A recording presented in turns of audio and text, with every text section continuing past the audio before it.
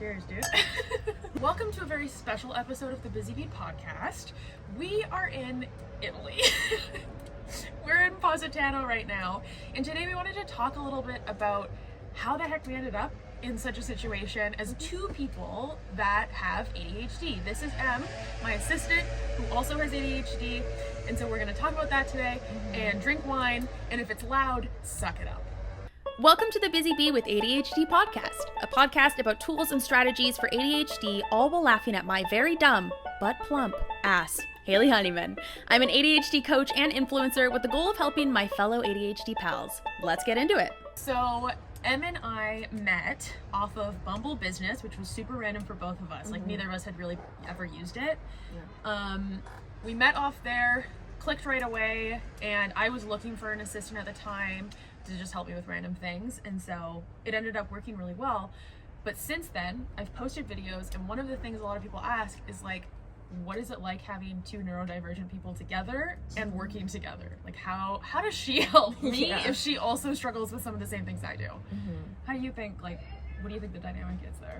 I think a lot of it is like unconscious. I just have to push things aside. I don't really like think about my ADHD when I'm working, because I'm like in some ways, like, this is my ADHD going like, okay, you're focusing, you have to focus, you know, this is what you're getting paid to do. Yeah. So in some ways it's just kind of like a very easy thing for me to do, but don't get me wrong, like, we have our moments where we like watch TikToks for maybe a little too long, like when we have a little break.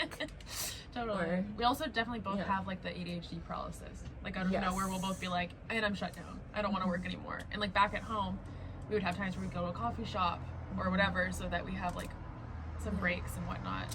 It is really good too that we both like, I think we're very similar in the ways of our ADHD, so we can compensate with that by changing up the locations or like having little breaks, you know, going for a walk, a new change of scenery and all that, to just like little things to keep us sane together. I think because we have so many shared experiences, you are also able to think ahead for me. Yes. And will, you know, catch me off guard and say like, oh, don't forget about this, and I'll be like, holy shit, of course that is gonna happen, whatever. But getting to this point was not easy, and I think that that's really important, is that a lot of people think like, oh, it's just luck that we're here doing this or whatever. It's like, no, it's not. We worked really hard. Like, if it was luck, it would, you know, happen all the time, and this kind of stuff doesn't. Hello? Right, the braids did not want to be braiding.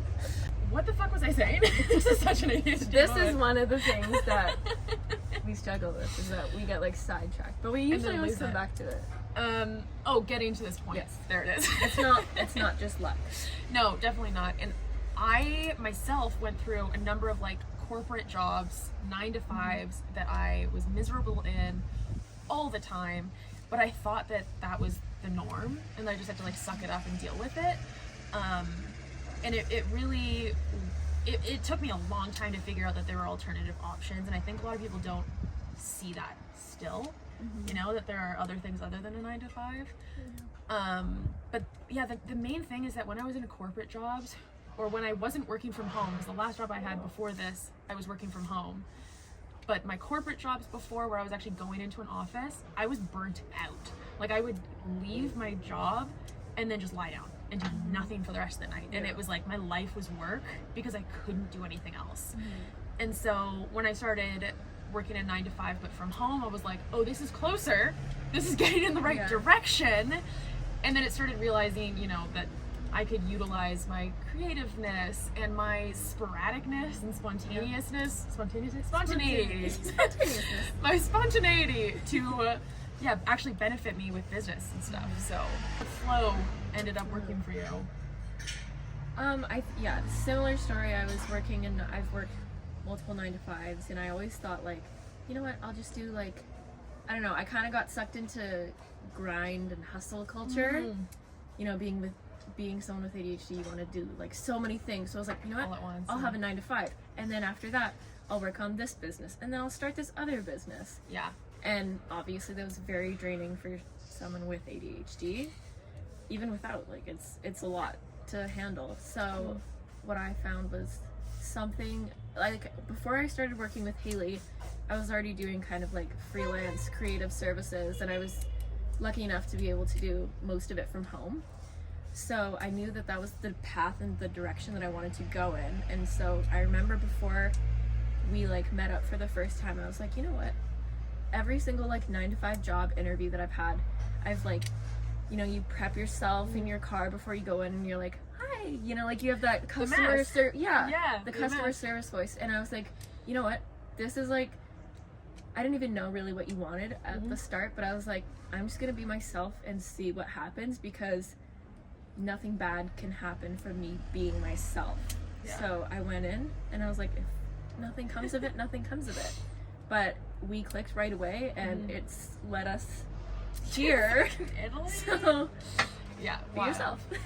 I think a big thing we should answer is like, people watching are often, they look at this type of lifestyle and they're like, that's so unattainable, I'm never gonna be there.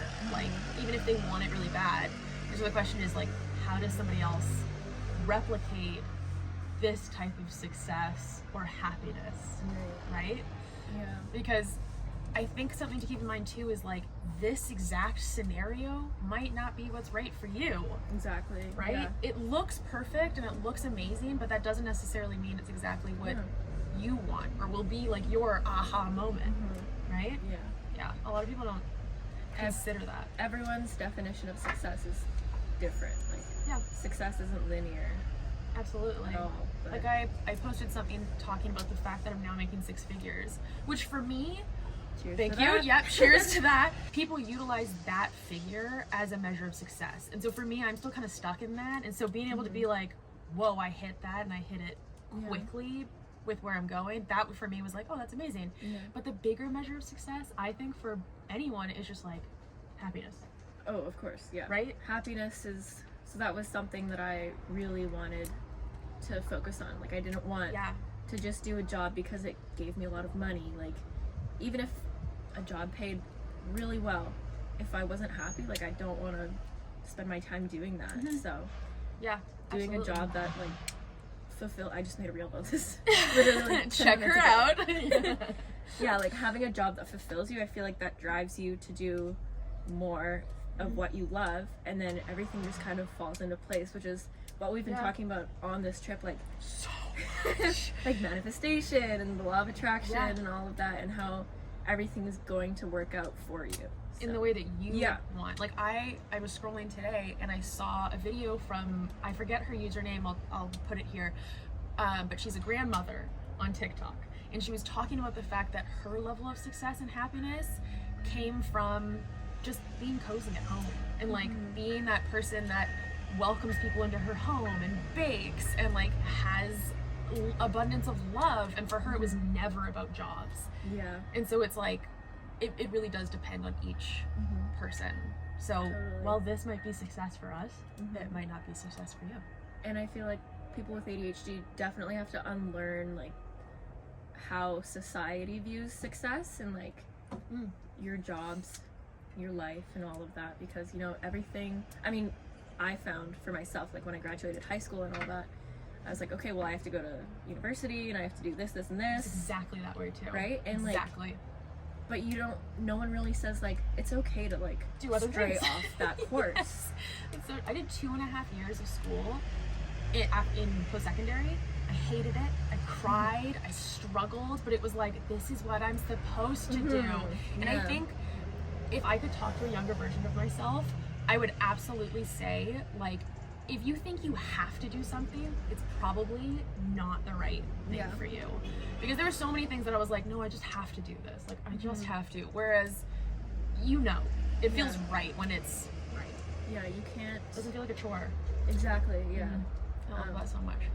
Yeah, I was enrolled in post-secondary and I withdrew from my program a week before the course. So Yeah.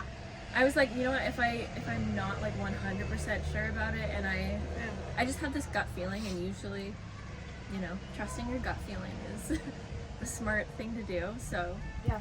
I just took that and rode with it, and it took a while for me to like figure out what it is I want to do. And even now, like maybe this isn't what I do for the next rest of my life. And how cool is that? That like your definition of success and happiness can just is ever flowing, shifting, changing, Yes. and you can just like follow that, right? I love that. Yeah. I do want to take a moment to shout out our sponsor of today's episode. Oh my god, is Loop. Loop creates the most amazing earplugs for musicians, but also for neurodivergent folks. And so I love these deeply because they are not noticeable. It's really hard to tell that you have something in your ear, but I can also like communicate still with them. Like I was wearing them in the airport for a lot of our trip, and it was so easy to just feel less stimulated, be able to focus and enjoy the trip more than burning out immediately. Yeah. So Both of us were wearing them, and we could Yeah. still easily communicate at the airport where everything's like super loud and definitely overstimulating, but Yeah. so great. So I will put a link in either the bio of this YouTube video or in the Spotify description, so check them out. So to kind of round out this episode, we're both looking at the sunset. To round out this episode, I think it's important to note that I make a ton of ADHD content. My business is around ADHD, but that doesn't mean that my life is easy. Like it doesn't mean that what you see online is everything that's there. And that as people with ADHD that are continually failing, as I have in the past, I've had many work adventures, you know, where I started a business with my brother, failed at that. I tried many different careers, failed at those. And what was required of me was to just continue to push forward and to put myself, my symptoms, and my diagnosis first. And so that became really key for me. Go team! Okay, thank you for watching. Don't forget to subscribe, and we will chat to you later. See you next time. Mwah.